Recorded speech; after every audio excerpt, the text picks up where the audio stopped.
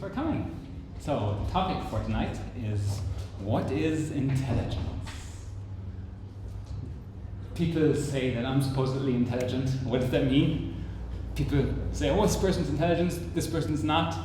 What does intelligence mean? We'll explore the topic of intelligence, try to understand where it comes from, see that what some random person has written 100 years ago really influences what we think of as one thing or another. So we're not even aware of where our conceptions come from. So we explore what the source of our conceptions are, maybe unravel some biases that we might hold, and end up in a definition of spiritual intelligence, to understand what is spiritual intelligence and what does that even mean and what is that concept.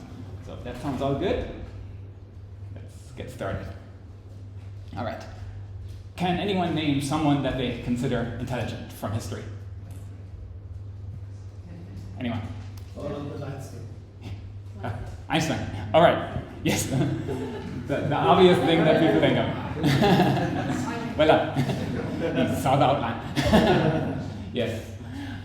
Most people, when they think of intelligence, they think, oh, Einstein, most intelligent person. Right? Interesting thing about Einstein that you might not realize from his history. When he was 76 years old, he had an aneurysm in his brain, and he refused surgery, even though they might have been able to save his life. And he said, and I quote, "I want to go when I want to. It is tasteless to prolong life artificially. I have done my share, it's time to go. I will do it elegantly." And he died the next day. And he left strict instructions that his body was to be left undisturbed and cremated. But the people in charge of his burial were like, oh, we can't waste that. Intelligence is all in his mind. We have to preserve his brain. So they ignored his instructions, took his brain out of his head and preserved it in like this foam wax substance that would last a long time, and put it in a museum, Einstein's brain. And then for some reason the museum was closed, and this person put it in the back of his truck and toured all around America with Einstein's brain. And then eventually it ended up in a lab where a junior doctor, Thomas Stolz Harvey, did an autopsy of the brain. And, oh yeah, people wrote a book about it, driving Mr. Halbert the trip of his brain across America. And they did an autopsy of the brain, pictures of Einstein's actual brain. And what did they find? Did they find the secret to his intelligence? What do you think? His brain was slightly smaller than average, had a slightly bigger visuospatial cortex, but nothing out of the ordinary. So better at movement, imagining things, imagery, and so on. But otherwise, completely unremarkable. So, what is intelligence? Is it in the brain? Is it something else? Well, if we were giving this talk 200 years ago, we would think, yes, it's all in the brain. It's the size of the brain that makes a difference, because as Samuel George Morton, famous scientist of the time, documented, okay, small monkey, medium-sized monkey, bigger monkey, small monkey, dumb, bigger monkey, smart, human, even smarter, human has biggest brain. Obviously, the bigger the brain, the more the intelligence. But then you have like a whale or something, which arguably is quite intelligent, but a gigantic brain. Should whales be solving complicated equations?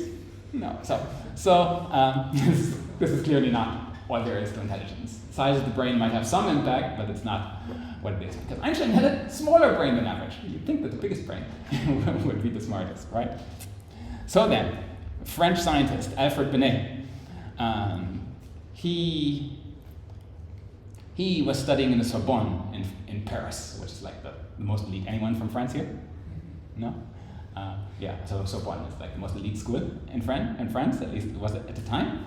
And he said, he looked at all this brain size study, and he said, it's too inconsistent. This can't be intelligence.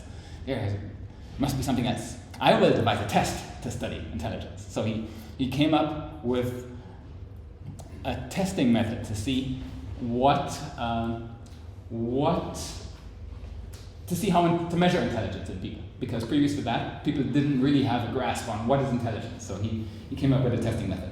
And the tests look very much like the IQ tests that we have today. His aim was, if we can measure intelligence, we can help students in school who are not doing so well. Someone's not doing so well, they score low in intelligence, we can give that person more attention and then lift them up. So that was his thinking. So he would devise tests like this, pattern recognition tests. Given the pattern on the left of the three symbols, which symbol follows in the sequence? Who's for A? 1, 2. Who's for B? Who's for C? Who's for D? Who has no idea? It is A is correct. Why? Because it's C, D, E, F, and they're mirrored against each other. Exactly. Very good. Pattern recognition intelligence. All right, visual intelligence. Visualization intelligence. Which one is the odd one out? Which one is different? You're like, they're all the same. C? No? What's C? Anyone want to shout out an answer? D. Why? Because I don't think you can output the other ones. They're like all the same side, and the other one's the mirror. Yes, exactly. Very good. Yes. You can rotate A, B, and C. They're all rotations of each other. But D is a flip. D is a mirror image. Yes. Great visualization intelligence here. Yes, smart audience. Logic intelligence. At the end of a banquet, 10 people are shaking hands with each other. How many handshakes in total? 2 persons shaking hands, it counts as 1 handshake. How many? More than 10, because everyone has to shake with each other.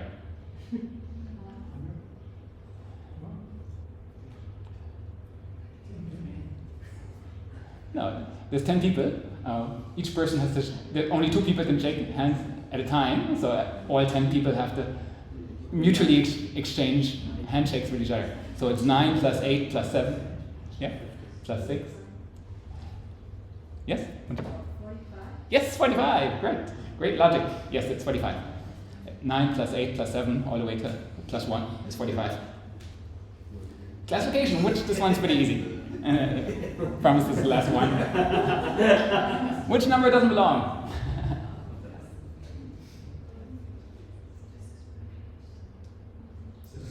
17, yes. Why? Odd number. Correct. Yeah, classification, mathematical intelligence. So these kind of things come up in IQ tests, and some people do well in these, some people do terribly in these. And you can actually study for this kind of stuff because the same kind of questions come up again and again. So if you study IQ tests, you actually do better. So they're not really that much of a test of intelligence because you can learn this kind of stuff by just knowing what kind of possible solutions there are to these kind of problems. So, let's try one more. It's a completely different type of intelligence, verbal intelligence. Find the answer to that best completes the analogy.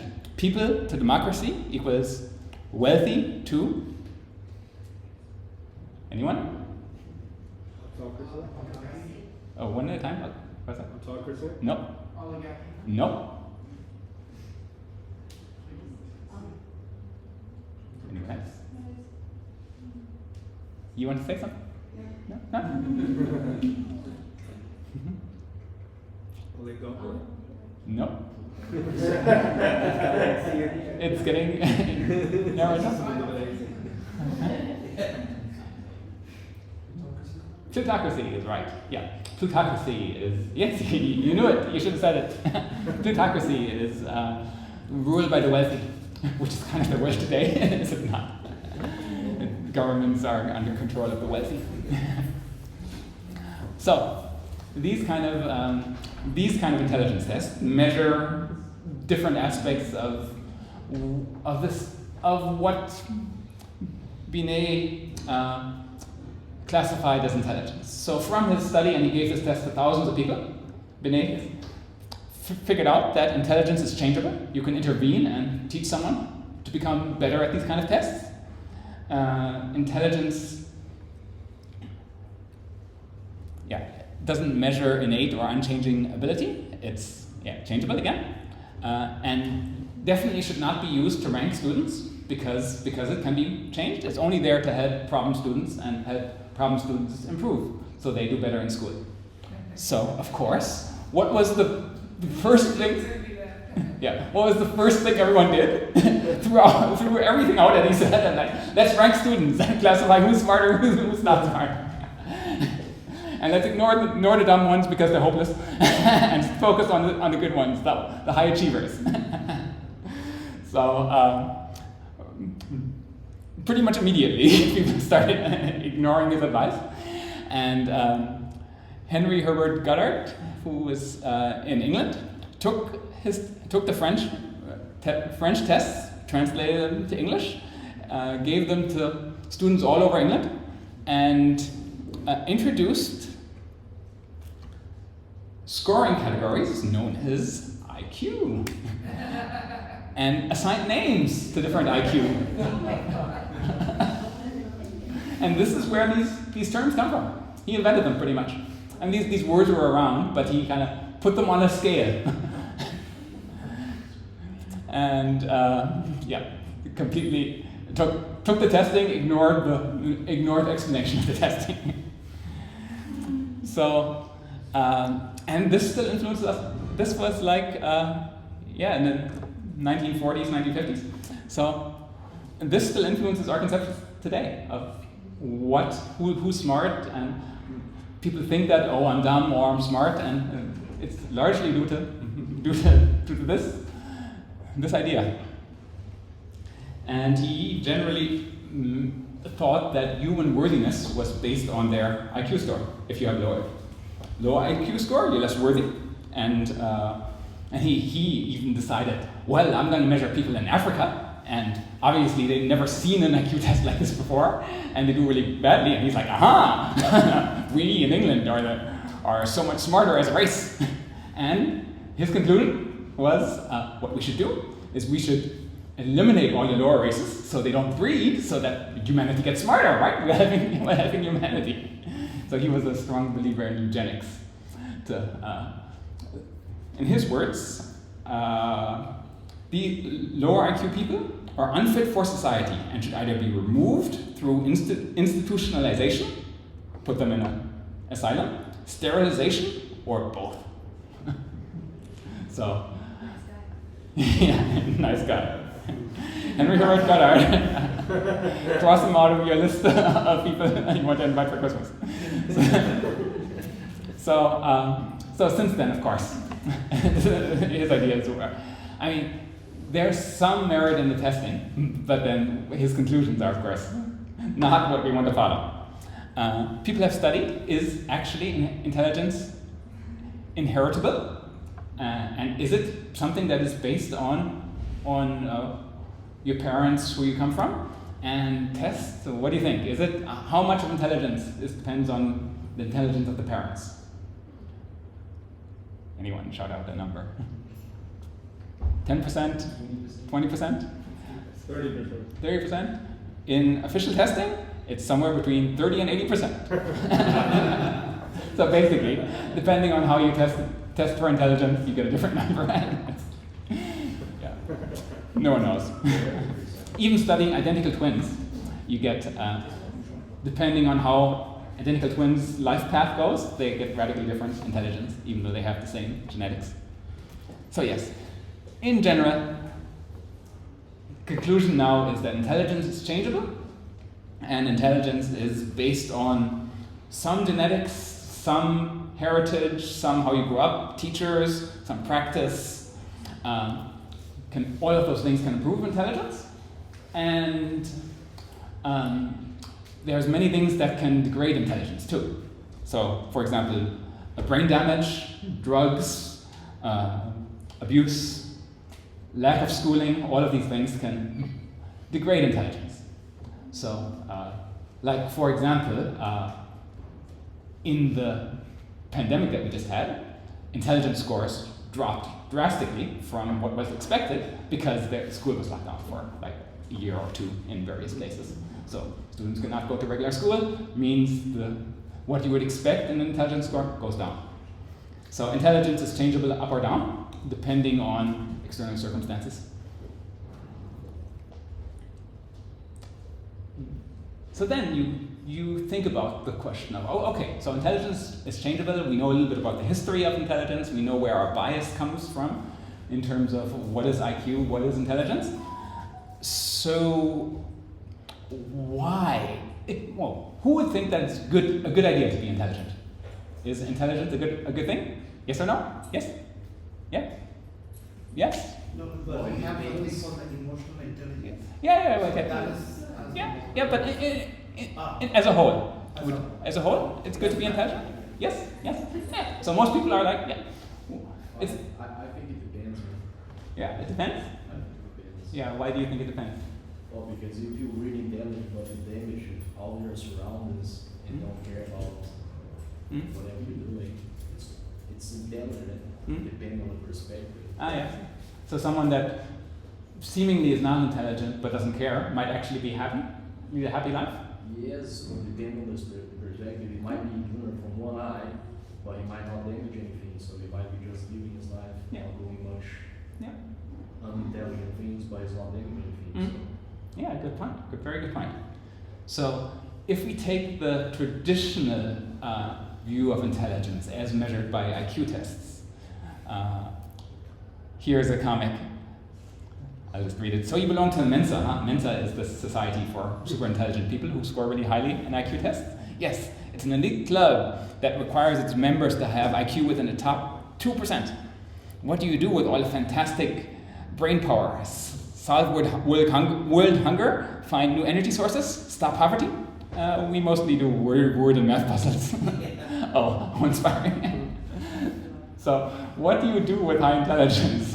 Yes, you're really good at solving word and math puzzles, but what's the point of solving them? I mean, intelligence in and of itself? Why? What does it do for you? So to join Mensa, you need at minimum an IQ score of 132. And in studies of Mensa members, does it predict future financial income? Nope, not at all. Nope. Does it predict future success in job, family, or other kind of material circumstance? Nope, not at all. Does it predict moral character? Is the person like a good moral character, staying out of jail, not a criminal? Nope. Does it predict future happiness? Nope. So, the one thing it does predict is future grades in school. So, your ability to solve word and math problems predicts how well you will do in English and math in school. But other than that, what's the point? Yes, very much to your point. Like, why do you need intelligence if it doesn't really predict anything which most people consider worthy or useful? So let us go to more modern researcher, Howard Gardner, who is a professor at Harvard, and he's been studying multiple different types of intelligence. Different types of intelligence that show that different people are good at different kinds of intelligence, and the IQ type of intelligence is not the only thing that matters. Here we'll go into, we'll see one example of someone who did really badly in the IQ type intelligence, and yet most people would consider successful in his life. Let's see if you recognize. I was seen as the dumbest person in school. Nobody had ever heard of dyslexia. I just looked at the blackboard. It was just a jumble. I had no idea what was going on. And therefore, the idea that I could be successful didn't dawn on me. You're not good at conventional work at school. You're made to feel stupid. What's stupid and what's not stupid. I mean, some people are good at conventional, mathematics, or conventional, good at sort of pidgin learning French, or and there are other people that are good at other things, and I believe I'm good at other things. I've only discovered that once I've left school, and I think I'm a good people motivator. I'm good surrounding myself with great people. I genuinely love people. I think I'm good at praising people, never criticizing people. And I think that's been my biggest strength. And I think for kids who are struggling at school, I think the important thing is to try to think of the one thing they're good at, and then just try to become really good at that. The high school dropout, who was called the dumbest person in school, became Sir Richard Branson in 2000, and in 2007, Time magazine named him as one of the top 100 most influential people in the world. Today, he has a net worth of $5.7 billion. Yes, the dumbest person in school becomes billionaire because he's really good at some other things that they don't measure in school. So yes, different types of intelligence. The researcher I mentioned before, he classified intelligence into these 8 different types. Visual spatial intelligence, being able to see where things are in space and imagine things. Lingual verbal, that's the kind of school intelligence. Interpersonal, how you deal with people, how you relate to other people. Intrapersonal, how you understand yourself, how you understand your own feelings and thoughts, and you can introspect. Logical mathematical, this is kind of scientific intelligence, doing logic and math. Musical, some people are really good at perceiving, understanding, playing music. Body kinesthetic, some people can move their body in amazing ways, memorize dances, memorize martial art moves, and so on. And naturalistic, some people are really good with nature. All of these things, vastly different paths in life. Mastery in any one of these leads to extreme success in that field. So, narrowly defining intelligence as merely IQ is, of course, counterproductive. But that's what most people think of when they think of intelligence, because of the history of these influential writers and thinkers. So we have these different types of intelligent types, and I would add a 9th one, which is spiritual existential intelligence at the end, which is dealing with the ultimate issues of life, understanding, which is what we deal with here at the Loft. Understanding how we resolve the big questions. So why are we here? Who are we? What are we doing with our life? So, and each of these fields, as I was mentioning, leads to a different potential career. So linguistic, excellence in linguistic intelligence tends to produce writers, lawyers, poets, and so on. Experts in math, it's like scientists, computer experts, accountants. I'm naturally good at math, of course, right? Experts in music, of course, musicians. Expert in kinesthetic, dancers, actors, soldiers, athletes. Expert in the visual spatial, artists, designers, architects, photographers. The CEO of my company is one of New Zealand's best photographers, and he founded a software company, and his visual spatial perception is amazing. You look at a scene and go, that's slightly there, and he'll take a photo and it's perfect, my goodness. Never seen anything like it. Naturalistic, of course, farmers, explorers, really good at nature. Interpersonal, therapists, politicians, of course, members of clergy, teachers, people that are good in sales. Sales people can make huge amounts of money by just being really good with people. Intrapersonal, anyone can be really good at self-reflection and self-discovery. And the spiritual existential. You can become a monk, you can become a lama, a priest, or you can just in whatever your current life is, apply these things and to access ancient writings and understandings.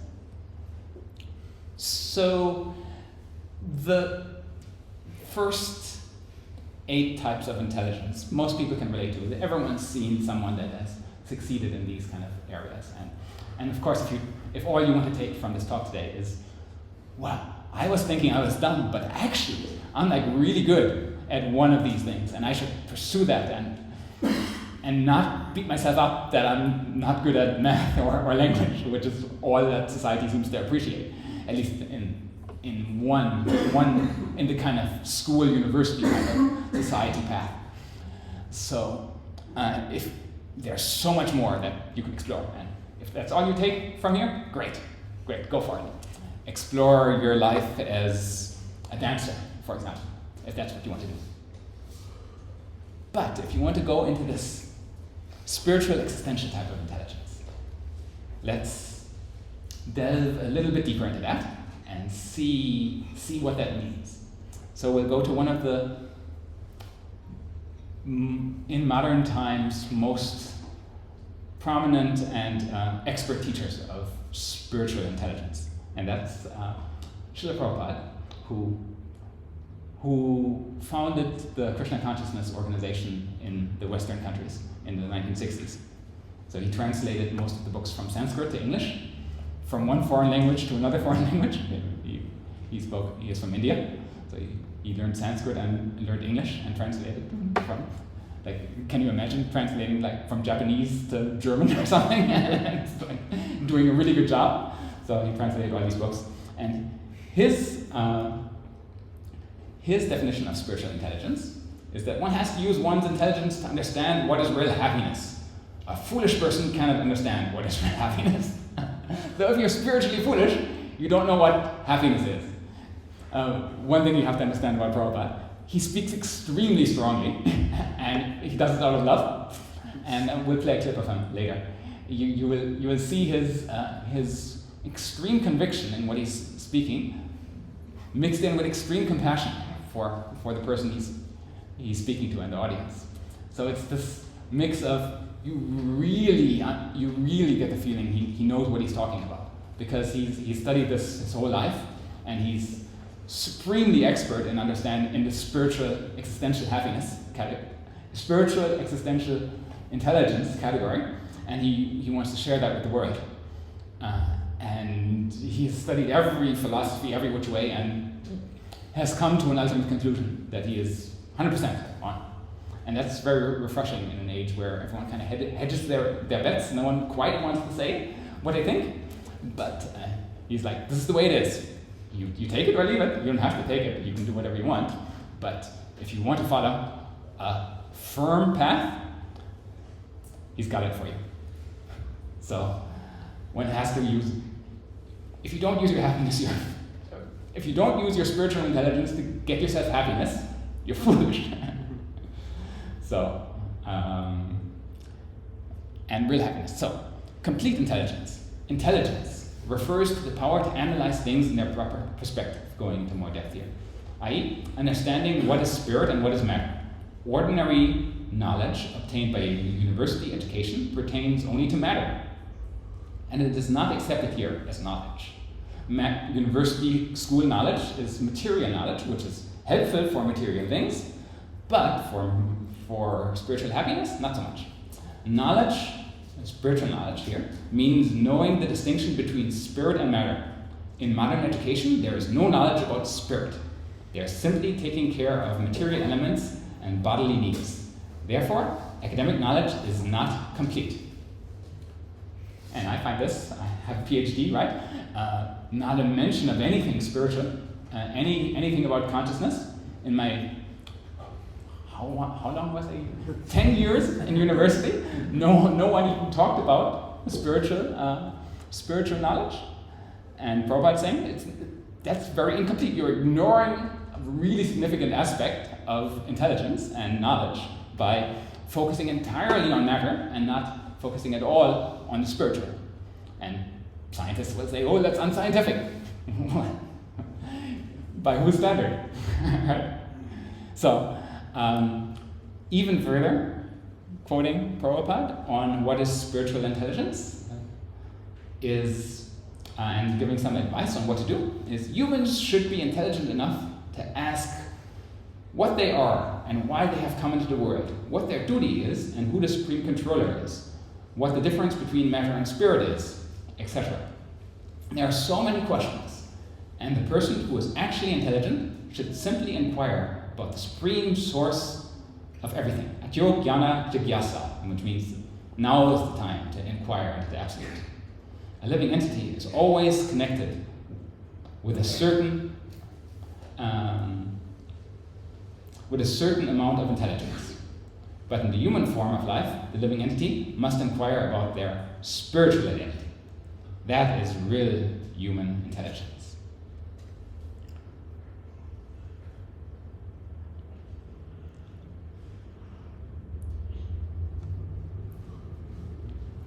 So, inquiring about one's spiritual identity beyond the material identity of the body, that's what this spiritual intelligence is all about. Asking these big questions of what am I doing here? Why am I here? What is the world? What's the difference between material and spiritual? What is my consciousness? Who am I? Why am I thinking? Why do I exist? All of these kind of questions that cannot be answered simply by talking about applying material types of intelligence to the thinking. And we find, as we're teaching these things here, some people just don't get it. And that's fine. Not everyone has to take up Krishna consciousness, obviously. But some people come into the loft and might be incredibly materially intelligent, but just cannot compute this kind of spiritual knowledge.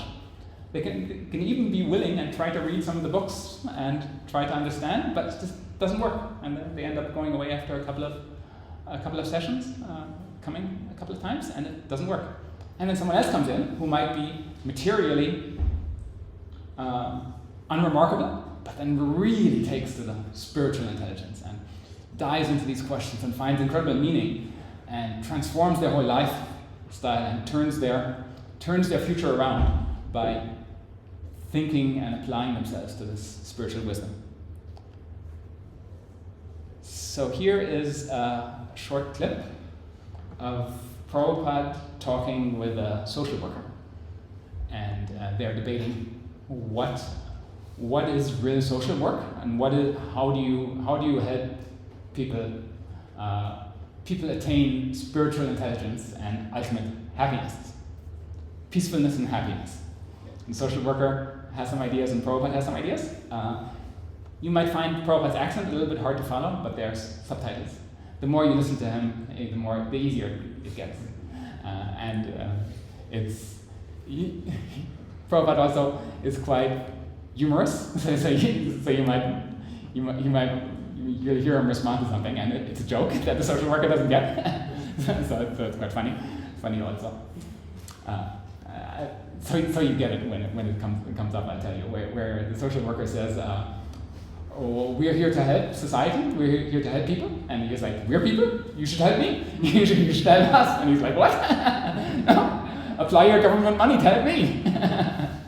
I'm a person, right?" He's like, "What? No."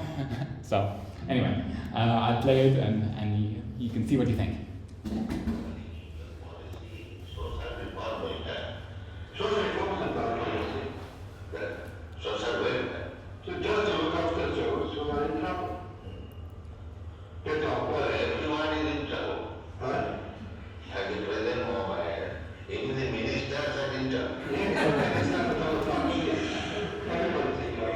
Physician is like that. They are also grandparents, they are also overhunters.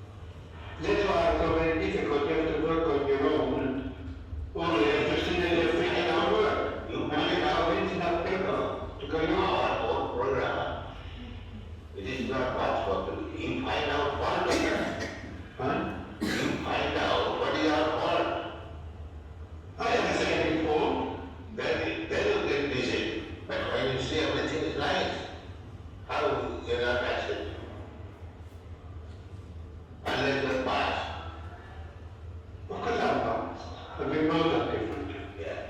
And that's like, does it apply into my life? No, we are not class. We just have one. That's it, we are not class. We are allowed. We say that if you want to be first class man, that you must not commit sinful habit. That is power.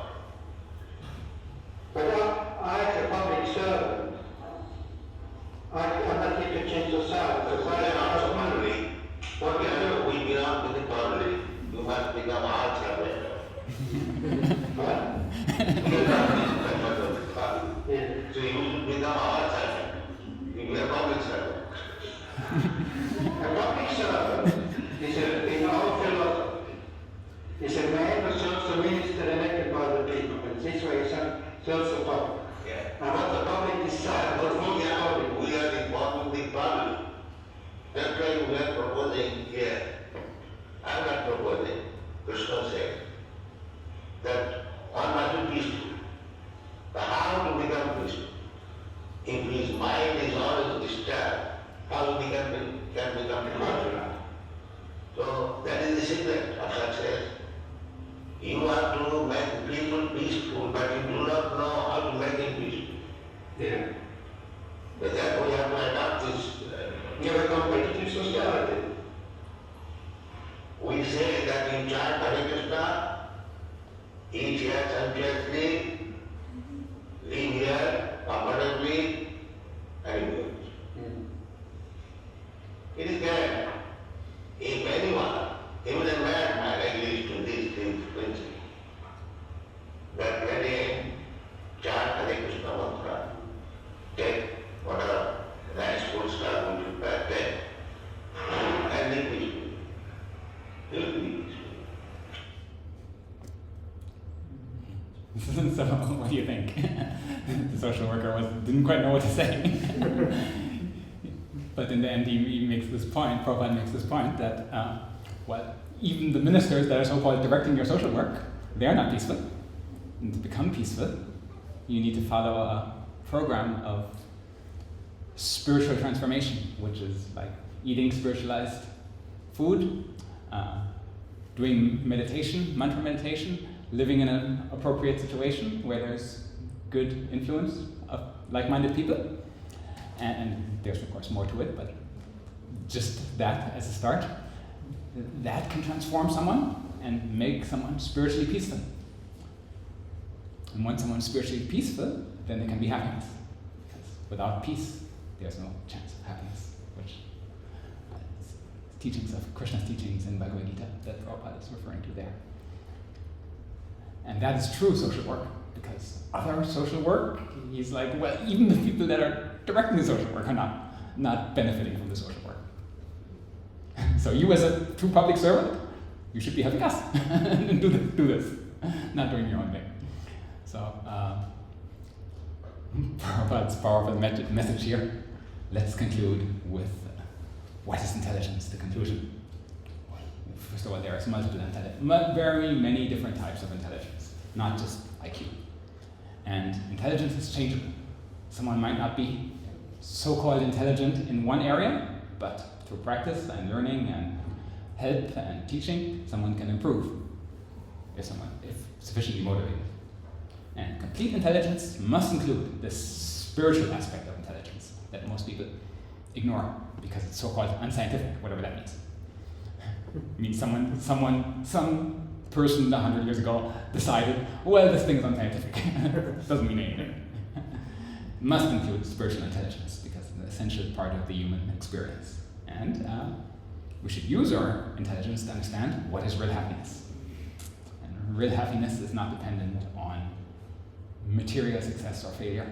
It can be completely transcendental to these things, which as you come here and study Bhagavad Gita, you can understand how to achieve spiritual happiness, not dependent. That's not bound by conditions, not bound by I'm happy if, but just happiness in and of itself by connection with the Supreme. So then, if we want to design a Krishna spiritual IQ test, it will involve questions like this. You can take it home and see how well you do. Give it to your friends. What am I? What is consciousness? How can I be peaceful? How can I be happy? What happens after death? What's the purpose of the universe? Where does life come from? What's the difference between matter and spirit? Is there a supreme being? And how would I know? What's the best lifestyle for achieving my objective? What's the goal of life? These kind of questions are the questions of spiritual intelligence. And I encourage everyone to become an expert in spiritual intelligence and lead a peaceful and happy life. Thank you very much.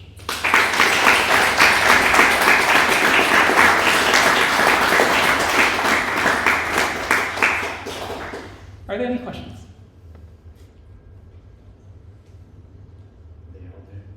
Yeah.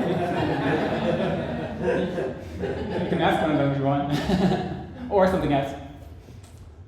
We very much encourage questions here at the last. It can be something challenging, I don't mind. Well, I was just wondering, Yes? based on the sort of other form of intelligence, what's your PhD in? Yeah, sure. Yeah. My PhD is in some really obscure topic of computer science you don't want to know about, but it's like in description logic ontology is how to write down formally in a way computers understand how you conceptualize relationships between entities, like how you group things, like is so algorithms, coding. Yeah. But not. And coding human knowledge in a way that computers can do logic with that thing. So, and PhDs are generally useless in terms of most PhDs no one ever reads, but it teaches you how to engage in the whole academic space. So my PhD allows me to lead a team of PhDs in my company and develop, well, not my company, the company I work for, and build AI tools.